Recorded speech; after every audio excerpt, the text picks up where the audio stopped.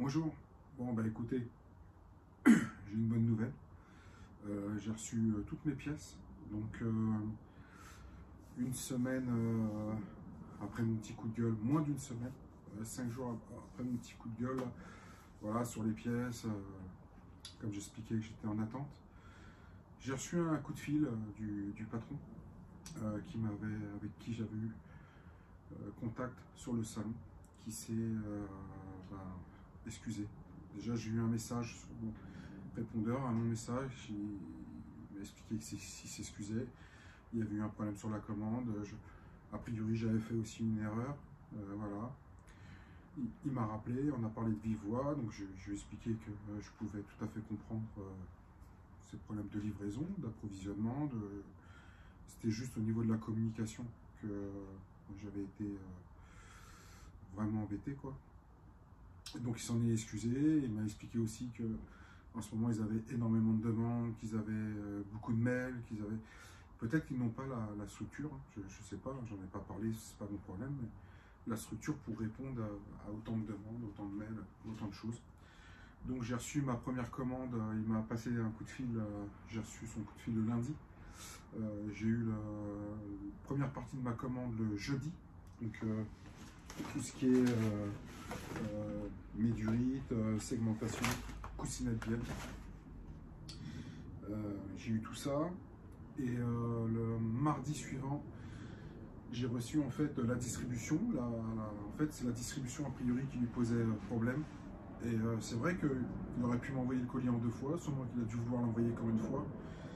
Et après il m'a fait un petit cadeau, il m'a offert le petit logo turbo à l'arrière. Il m'a aussi offert les petites bandelettes qu'on met, vous savez, quand on sert pour mesurer les calages. Voilà, donc ça s'est bien fini. C'était un message très courtois, on a échangé, c'était courtois. Je lui ai expliqué un peu voilà, mon ressenti. Bon, voilà, je pense qu'il essaie de s'améliorer par rapport à ça. Donc je vais pouvoir commencer à remonter ce petit moteur. Du coup, j'ai pas pu trop bosser là, donc ça c'était déjà il y a une semaine. J'ai pas pu trop bosser dessus, je me suis fait un peu mal, donc j'ai pas pu trop me servir de ma main là. Mais écoutez, je vais attaquer. Je vais commencer à attaquer gentiment. Et puis on va avancer sur ce petit moteur. Voilà. Ce que j'ai fait déjà,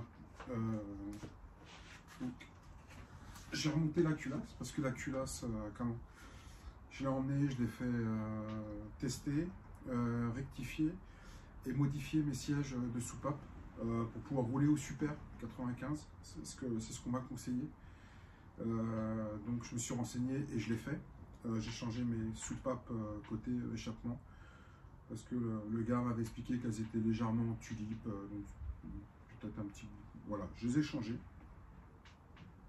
Allez, nickel. J'ai remonté mon échappement, j'ai mis de la bande, vous savez, anti-pare-chaleur, c'est comme ça qu'on dit. Parce que j'ai mon démarreur qui vient juste en dessous, qui est tout neuf. Et sur le modèle que j'ai pris, je ne sais pas pourquoi le faisceau, il n'est pas en bas du démarreur, il est au-dessus. Donc voilà, je voulais le protéger de la chaleur, en sachant aussi qu'à chaque fois, ces tubes-là, ils ont tendance à rouiller et tout. Donc je trouve que ça lui donne un petit côté un peu sympa. Voilà, donc je l'ai remonté dessus. Mes soupapes sont faites, donc ma culasse, moi, elle est prête à être remontée. C'est déjà ça. Vous verrez, j'ai remonté mes chemises. Donc j'ai tout nettoyé mon bloc, j'ai gratté, j'ai mis mes joints, mes petits joints toriques, je sais pas comment on appelle ça, les tout petits joints là. Et puis je l'ai déglacé les cylindres. Maintenant je vais passer à l'étape de retirer mes segments sur mon premier piston, le placer dans le cylindre, regarder au jeu de cale l'écartement que j'ai sur le segment, regarder sur le segment 9, le remettre, regarder sur le segment 9 si j'ai exactement le même écart. Je vais faire ça déjà en attendant d'avoir toutes les cotes exactes. Mais je vais me prendre aux cotes qu'il y avait déjà d'origine, parce qu'en général ça s'use, mais ça s'use pas, surtout au kilométrage qu'il avait. J'ai tout changé parce que, une fois le bloc défait, je croyais que c'était mieux de le changer. Mais en réalité, je vais prendre du coup les cotes sur les segments et je vais vérifier que tous les segments soient bons. Ça me permettra déjà à ce niveau-là de pouvoir préparer le piston, le vilebrequin, enfin voilà, toutes ces choses-là. Donc on va faire ça tranquillement. Ça sera un peu tenté, on se reprend tout de suite sur les prochaines étapes. A tout de suite. J'ai racheté les soupapes d'échappement, parce qu'il m'a expliqué qu'elles étaient un peu en ce qu'on appelle en tudip, ça veut dire qu'elle creuse un petit peu. Bon, c'est pas, pour moi, c'était pas flagrant, mais c'est eux les professionnels, donc je leur ai fait confiance. Et donc j'ai procédé au rodage de soupape, voilà, avec ma petite patte. Je ne vais pas montrer ça parce que je vois pas trop l'intérêt. Les petites ventouses où on colle et puis après on fait tourner. Donc c'était un peu long. Voilà, j'ai passé pas mal de temps là-dessus. Donc là, j'ai rodé les soupapes.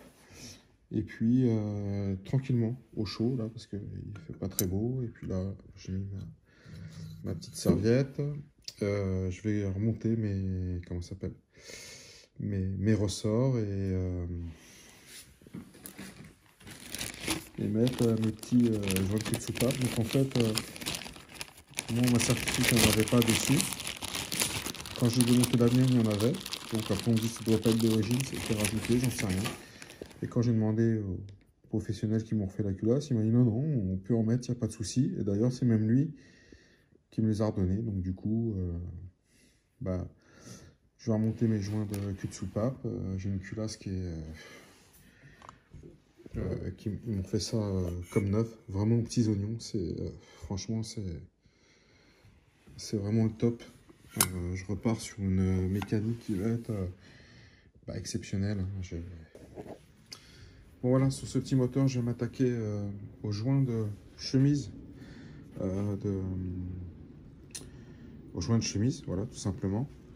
Donc en fait, je vais les démonter en espérant ne pas les abîmer. Mais avant, je les ai repérés. Comme là, vous pouvez voir, j'ai mis deux petits coups de... Ça sent à peine au doigt, hein. C'est deux petits coups de pointeau. Là, le numéro 2 avec 2 en face. 3 et 4. Donc c'est mon pote qui est un peu spécialisé là-dedans, qui m'a expliqué le... C'est comme ça qu'ils faisaient chez Renault à l'époque. Je sens qu'il est quand même décollé. Il est en train de sortir, mais c'est...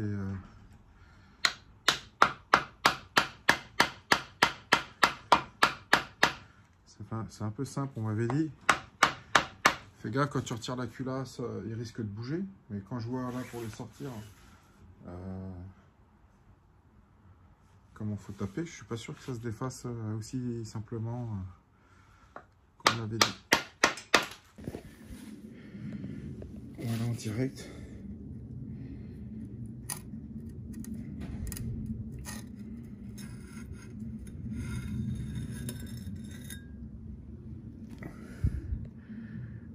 Voilà ce que ça donne.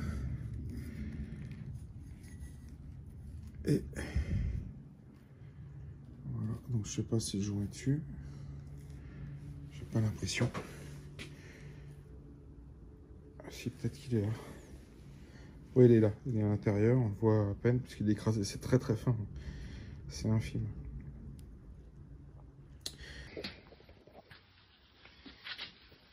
Donc là, mes 4 chemises sont retirées. Je peux rien du tout. Voilà, elles sont venues... enfin, c'est un peu flippant parce qu'il faut quand même taper un petit peu. Et puis là, on voit bien... voilà, sur la dernière que j'ai retirée. Vous voyez le joint? C'est vraiment un tout petit joint, pas grand-chose. Hein. Voilà, et c'est ce qui fait l'étanchéité. Donc là, je vais nettoyer toutes les portées. Je vais bien nettoyer tout ça. Mettre les joints et puis renquiller. Je reviens vers vous quand quand j'ai tout nettoyé et que... Là, comme on peut voir, j'ai bien nettoyé toutes mes portées.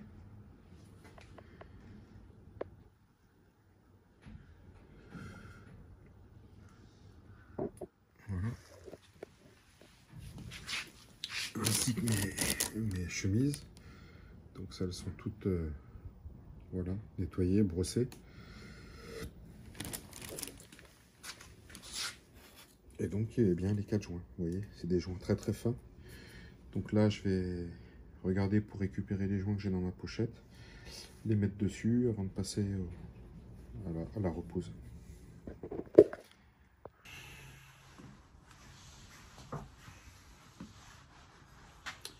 Donc j'ai repositionné le joint. Voilà le petit joint.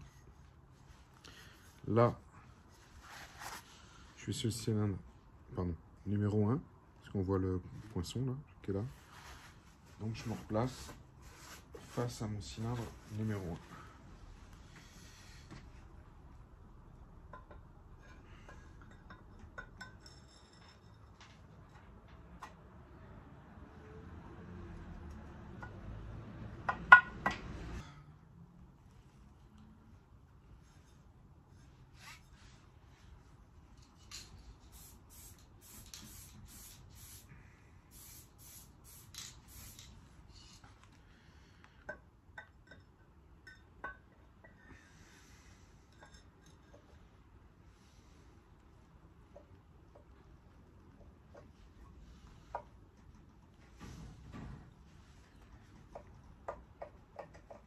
Voilà.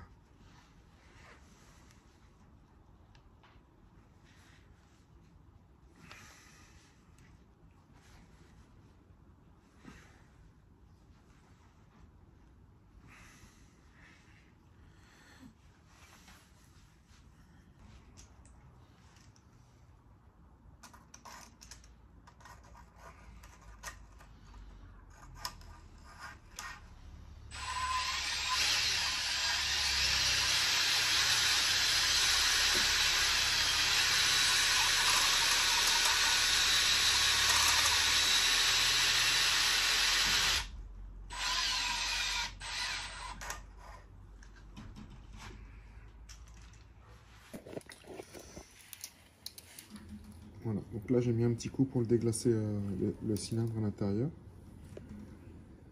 Voilà ce que ça donne. Voilà, d'origine, c'est comme ça. Et là, celui que je viens de faire, voilà, il est déglacé. Voilà, donc je fais ça aux 4 autres.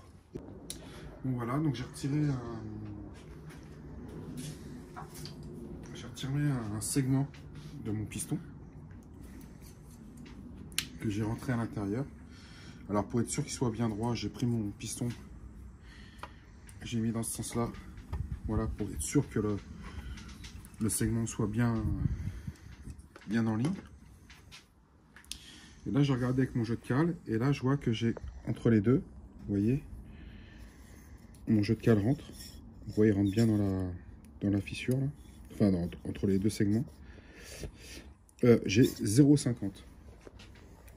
Donc, je vais partir sur cette base de 0,50 pour regarder si tous mes, si tous mes segments rentrent et ont cette valeur. Si c'est 0,45, je laisse. Je ne vais pas m'amuser à bricoler dessus. À 0,45, je laisse. Voilà. Mais sur mon segment d'origine, la valeur que j'ai, c'est 0,50. J'en ferai un autre pour voir, pour être sûr. Et voilà. Donc je vais procéder maintenant. Je vais sortir un segment neuf. Et et on va regarder à combien il est neuf. Voir s'il y a besoin de le retailler ou pas. A tout de suite. Donc là, je suis sur le segment 9. Donc je le remets à l'intérieur.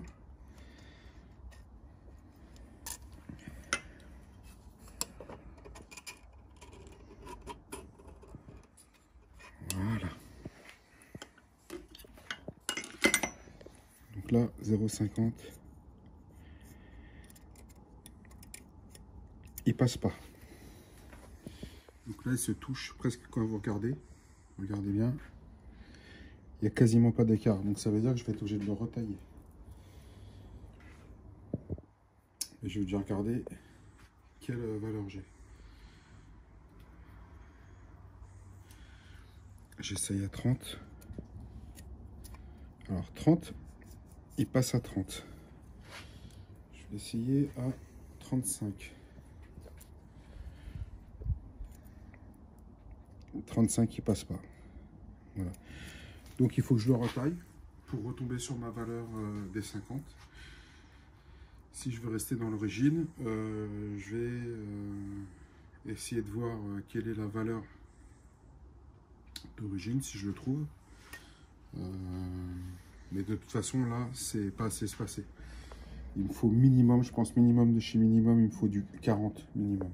Donc là, je vais retailler le segment avec ma petite disqueuse, tranquillement, gentiment. A tout de suite.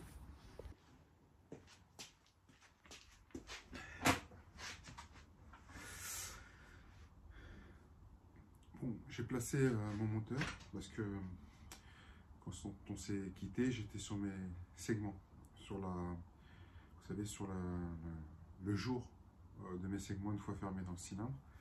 Donc j'avais 50, j'avais 30. Donc j'ai été voir Sylvain, ma Bible. Vous savez, je vous en ai déjà parlé, le mécano de chez Renault, qui s'est converti prof, qui a toutes les docs, qui adore ce moteur. Donc il le connaît plutôt, je dirais, par cœur, je pense. Et en fait, il m'a tout écrit sur un papier, tous mes couples, tout ce que je devais savoir, même le petit renseignement pour la pompe à huile qu'on m'a demandé. Donc en fait, on a tout regardé, mais par contre, il n'y a rien qui dit que les segments, l'espace qu'il doit y avoir une fois fermé, la dimension qu'il doit y avoir, il n'y a rien qui le dit. Et, dans toute la doc, on a cherché partout, on n'a rien trouvé. Et il m'expliquait qu'à l'époque, en fait, il prenait les segments, il les montait, il les posait, et jusqu'à aujourd'hui, ils ont toujours fait ça. Mais, effectivement, sur mes segments neufs, j'ai un jeu de 30, et sur mes anciens, j'ai un jeu de 50.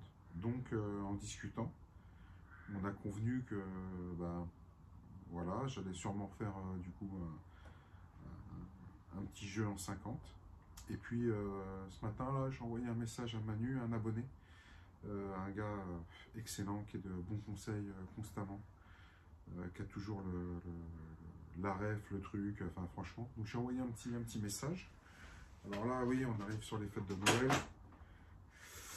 C'est compliqué, il est peut-être en famille, il est peut-être parti en vacances. Voilà. Donc je vais attendre quand même, sûrement peut-être un jour ou deux.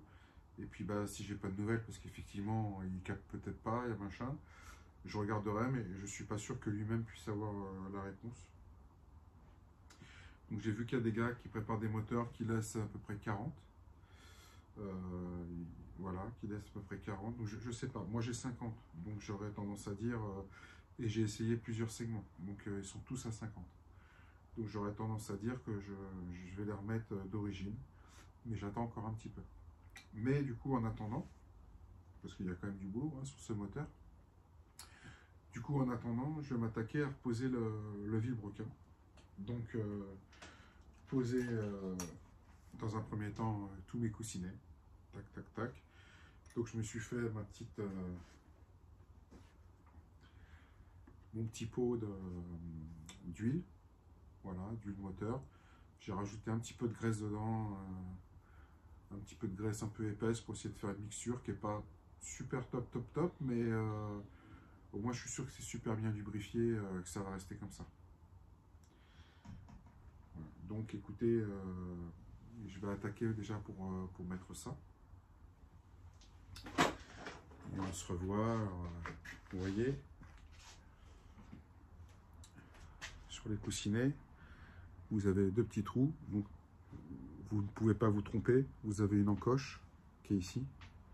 Je ne sais pas si on la voit parce que c'est pas très pratique. Vous avez une petite encoche et en fait dans le moteur vous avez la petite encoche et vous avez les deux trous en bas. Donc, a priori, on ne peut pas se tromper. Et d'autant plus que moi, j'avais laissé les coussinets sur les... comment on appelle ça? Sur les chapeaux, là. Je ne sais plus comment on appelle ça. Justement, pour être sûr de ne pas me tromper. Mais de toute façon, je ne vois pas comment on peut se tromper. On peut se tromper sur d'autres choses, mais sur ça, je ne vois pas comment. Donc là, je vais placer le premier.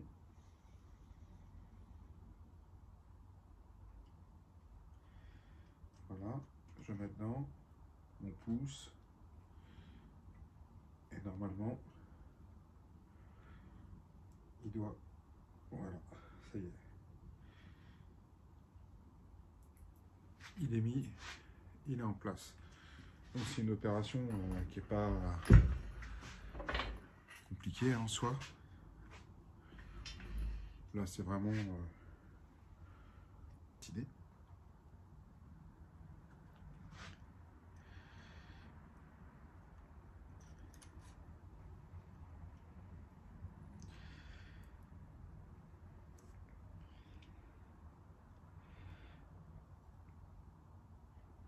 Voilà.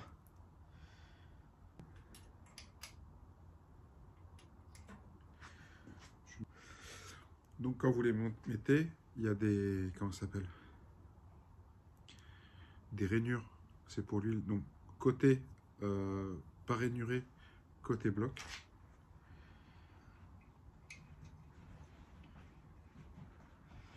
Voilà. Mais là, je vais mettre un petit coup de graisse un peu...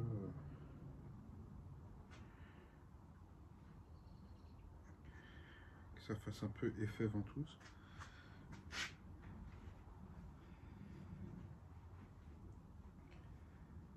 Voilà.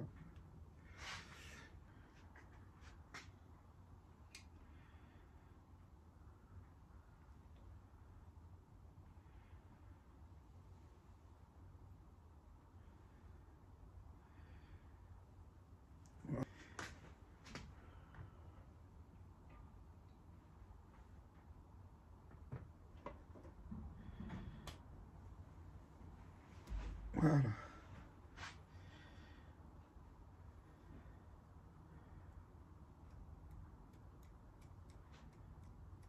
Voilà. Alors en fait, ce que je vous expliquais, c'est que hier, Sylvain, là, on a passé la soirée, et il m'a tout écrit sur un papier. C'est quand même pas mal. Hein. Donc là, en fait, ce qu'il m'explique sur le, comment ça s'appelle, sur le vilebrequin, long, jeu longitudinal du vilebrequin. Donc ça veut dire que quand on met comme ça, d'un côté ou de l'autre, il doit y avoir une tolérance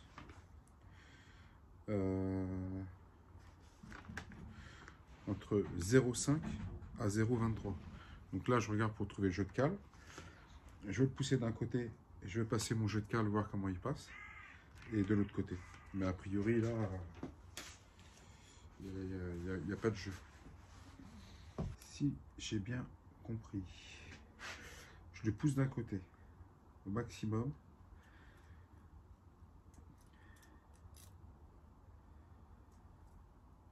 Donc le 0,5, il passe.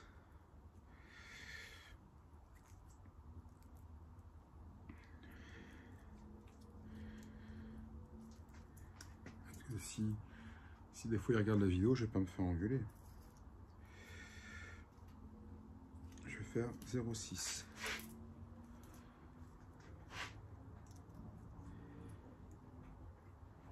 0,6, ça passe. Donc je vais pas tous les faire. Je vais passer à 10.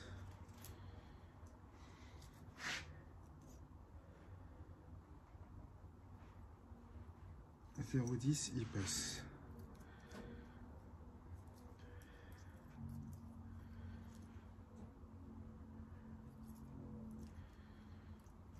Après 10, il y a combien? 7, 8, 9, 10. Et après, on est à 20 directement. Et 20, il passe pas. Donc, ça veut dire que dans ma tolérance, je suis entre 0,5 et 0,23.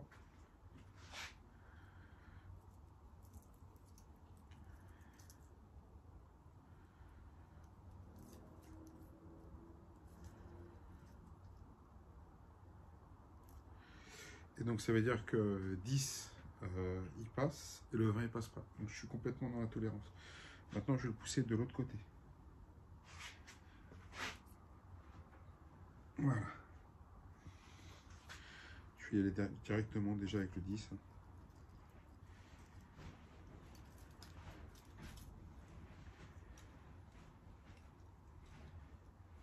Il passe.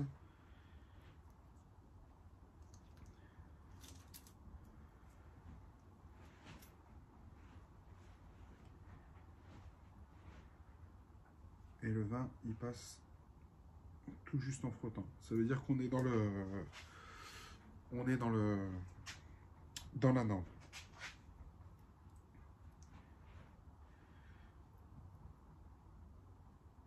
Ah non, je dis ça, oui, il passe tout juste. Vraiment, il frotte. Donc ça veut dire que... Écoutez, je suis parfait. Je suis complètement dans la norme. Donc en fait, quand j'ai mis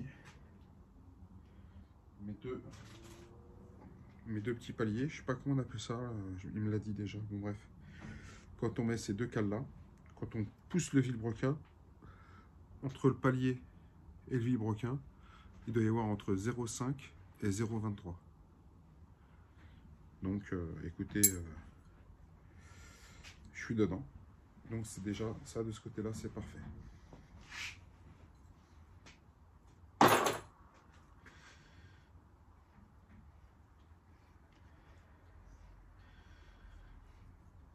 Ça tourne très bien.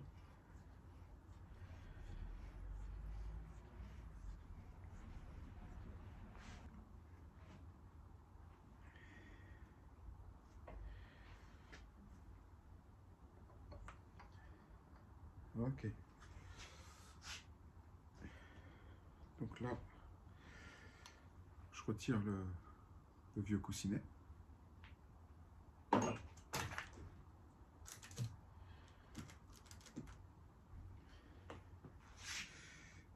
Évidemment, je le lubrifie.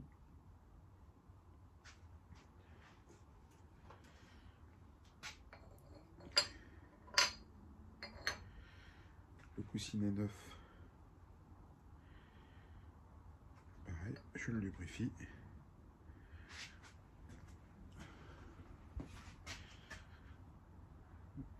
Vous voyez la petite encoche? Je le mets dans la petite encoche, je peux pas me tromper, et j'appuie pour le rentrer. Voilà, là il est rentré.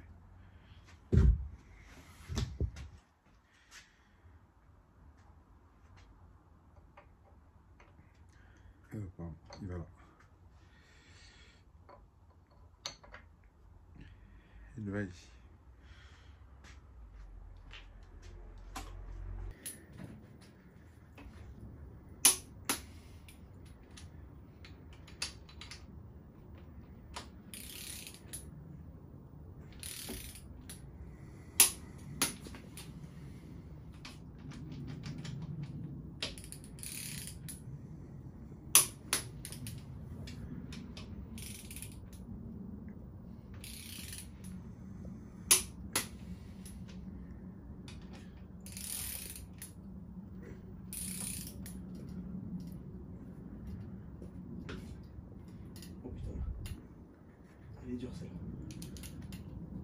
Reprends-la plus vers toi, ouais. Comme ça tu auras plus de force.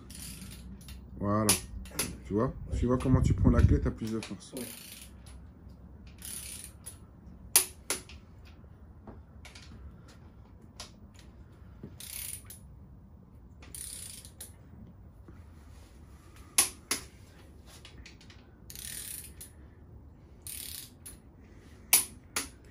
Donc là, je vais régler la clé à 6,5 et on va faire une deuxième passe. Ok? Ouais. C'est bon.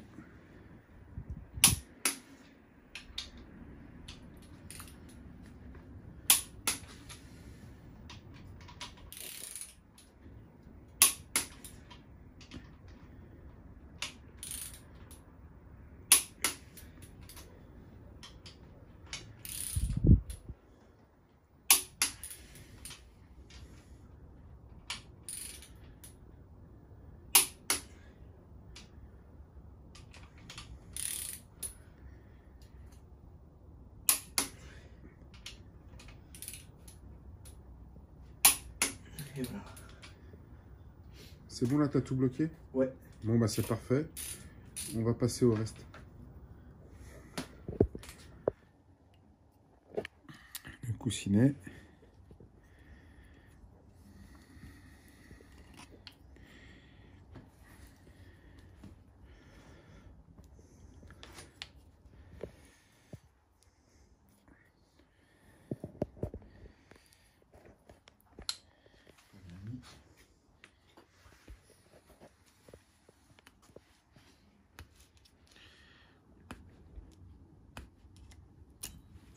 Merde.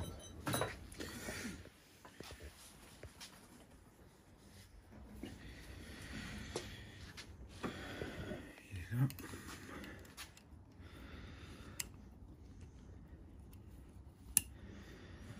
Voilà. Nickel. Là, il est bien. Maintenant, le numéro 4.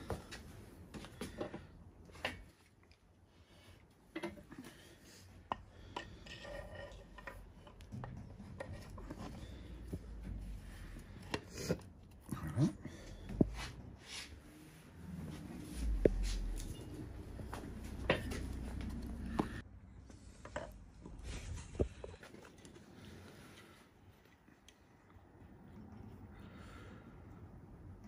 Je mets les deux écrous, comme ça je suis sûr que elle ne va pas tomber.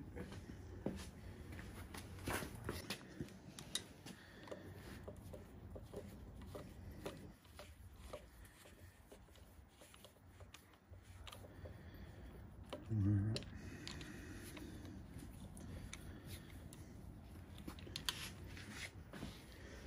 Voilà, et du coup il reste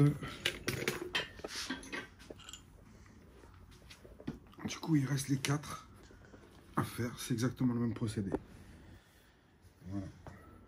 Je vous reprends après quand j'ai installé les 4. Bon bah je viens de serrer tous mes paliers. Alors j'ai fait une passe à 4,5 newton, puis une passe à 5 newton.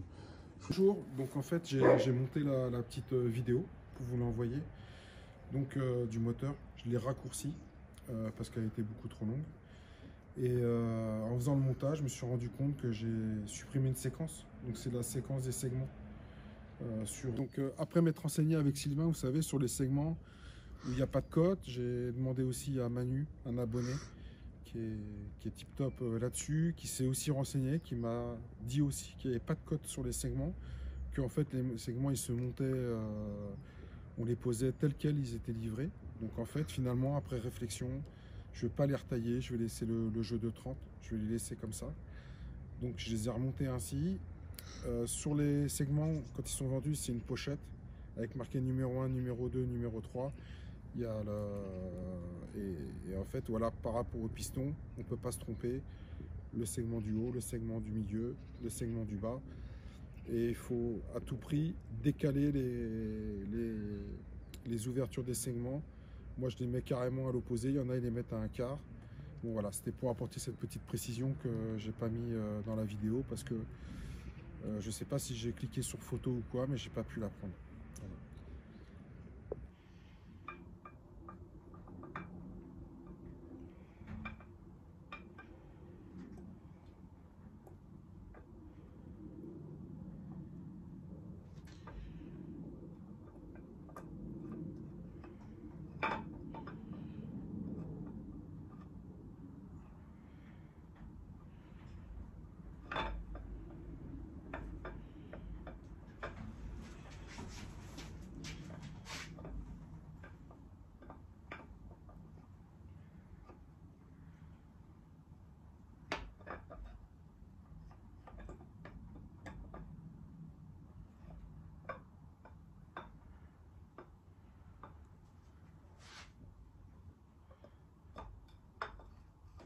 Voilà.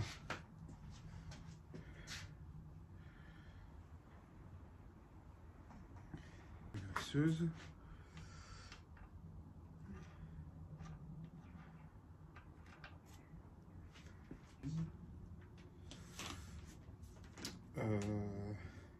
il doit y avoir des passements de chemise entre 0,2 et 0,9. Comment ça s'appelle? Moi, c'est des chemises d'origine. Je les ai toutes pointées.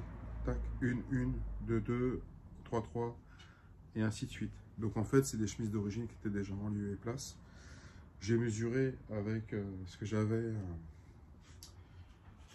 comment ça s'appelle, une petite équerre que je mets comme ça pour mesurer et tout. Bon, j'ai regardé, ils disent entre 2 et 9, et moi j'ai tout juste 10. Donc je suppose que avec mon système de mesure et tout, voilà, ça passe. Donc en fait, en réalité,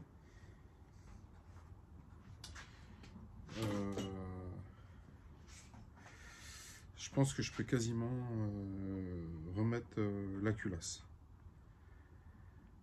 Parce que mes joints sont faits, mes pistons sont remontés, mon arbre à cam est enquillé. Mon vilebrequin a été serré.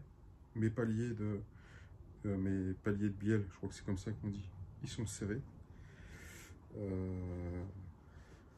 Donc, a priori, là, sur le haut moteur, je peux remonter ma culasse.